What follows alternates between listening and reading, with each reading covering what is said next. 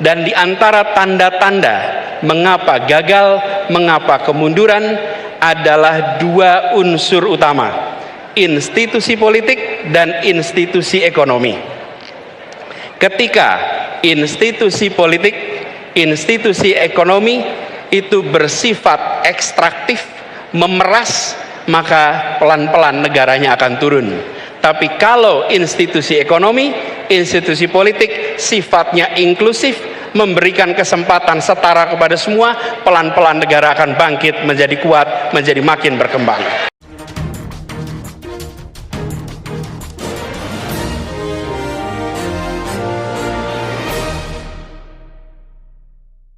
Selamat sore para netizen dimanapun kita berada, salam inspirasi bagi kita semua ya.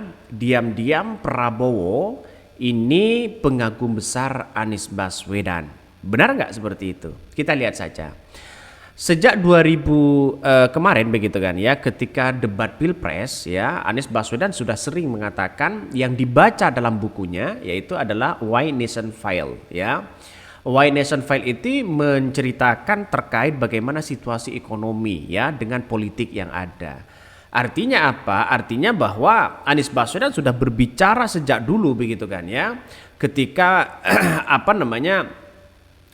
buku itu begitu kan ya. Buku itu sudah diceritakan oleh Anies Baswedan sejak lama untuk menandakan bahwa Indonesia itu apakah baik-baik saja.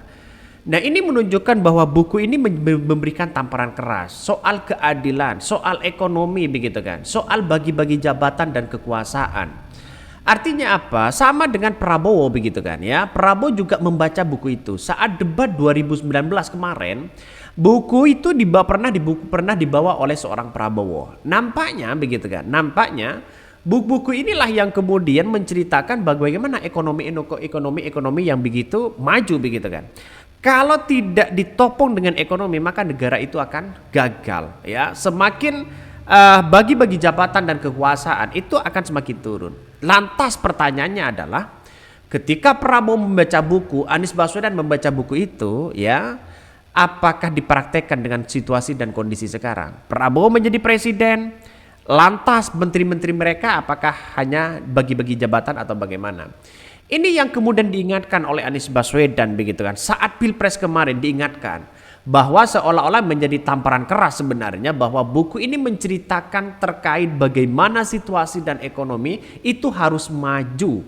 Kalau ekonominya maju, saya kira demokrasinya akan juga ikut maju.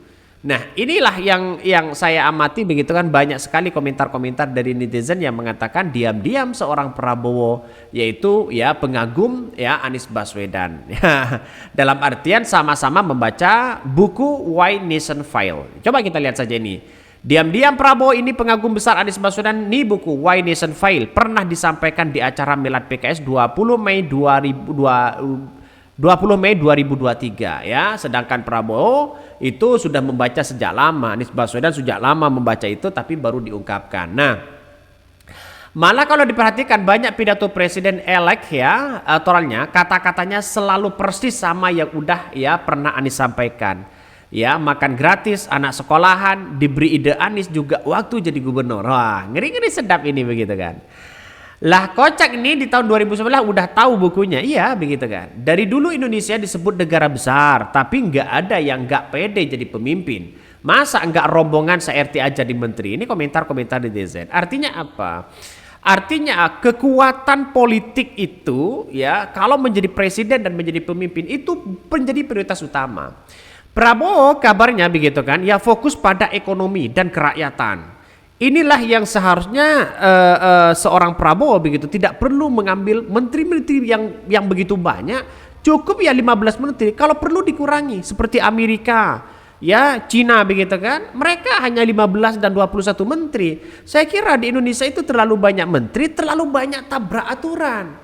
Sehingga apa yang terjadi? Kalau tabrak aturan ya yang repot juga ya seorang Prabowo. Kalau saya pribadi memberikan masukan ya sebagai rakyat kecil, gak usahlah banyak menteri. 20 itu cukup ya. Tapi konsisten dan bisa bekerja seperti Amerika. Amerika tidak hanya ngurusi dalam masyarakatnya, tapi ngurusi negara-negara lain juga begitu kan. Itu 15 menteri saya kira cukup ya, 21 menteri atau berapa begitu kan. 20 cukup lah begitu kan. Atau 25 lah. Sekarang kita lihat saja menterinya sudah banyak begitu. Sehingga dipecah jadi ini, dipecah jadi itu dan sebagainya. Saya menganggap bahwa efektivitas itu tidak akan ada. Nanti akan malah bentrok regulasi-regulasi yang ada dan kebijakan-kebijakan yang ada ya.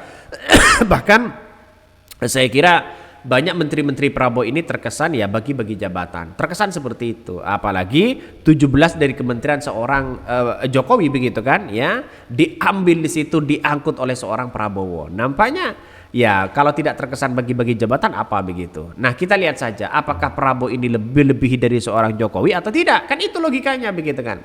Saya kira tunggu di 100 hari kepemimpinan dari seorang Prabowo. Ya, kalau hanya omon-omon doang itu bisa begitu kan. Makanya dalam buku tadi menyebutkan bahwa negara yang kuat itu adalah ketika mereka punya ekonomi yang besar, ada kesejahteraan di masyarakatnya. Coba kita lihat saja di negara-negara lain begitu kan ya.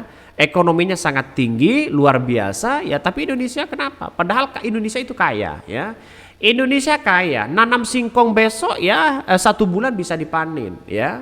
Nanam apapun begitu kan bisa. Jadi saya kira ini kaya luar biasa. Jadi kekayaan ini jangan dimanfaatkan bagi orang-orang yang punya kepentingan besar terhadap bangsa kita.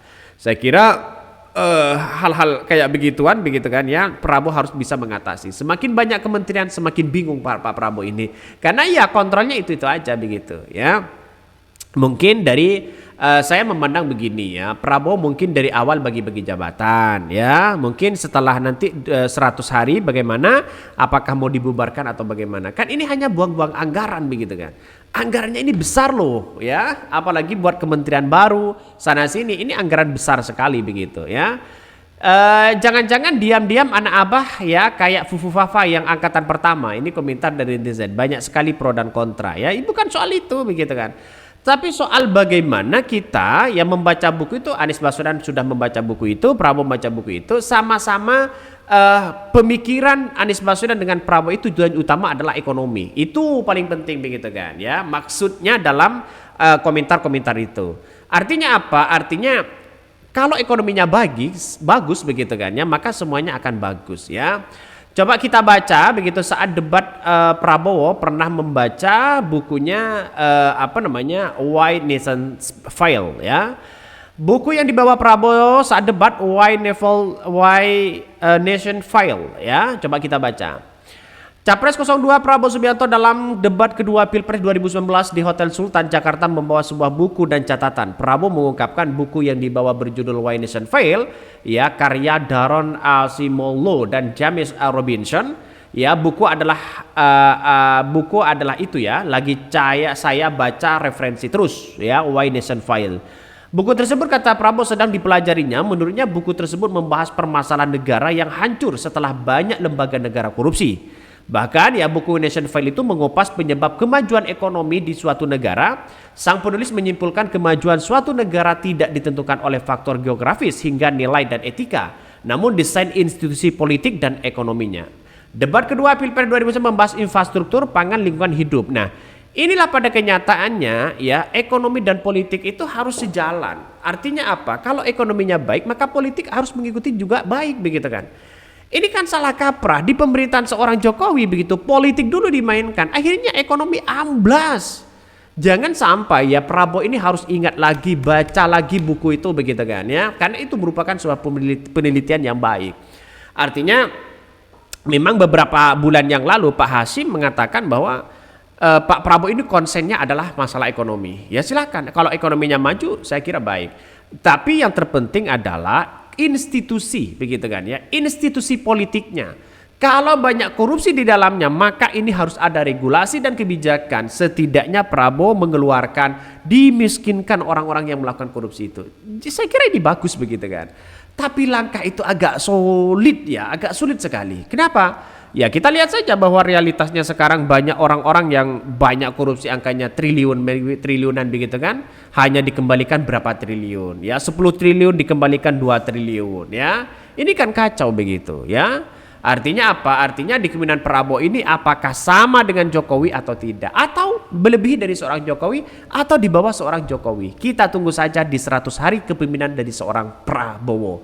Mungkin itu yang kami sampaikan ya, tonton terus channel Honda Podcast Rakyat ini, jangan lupa di subscribe.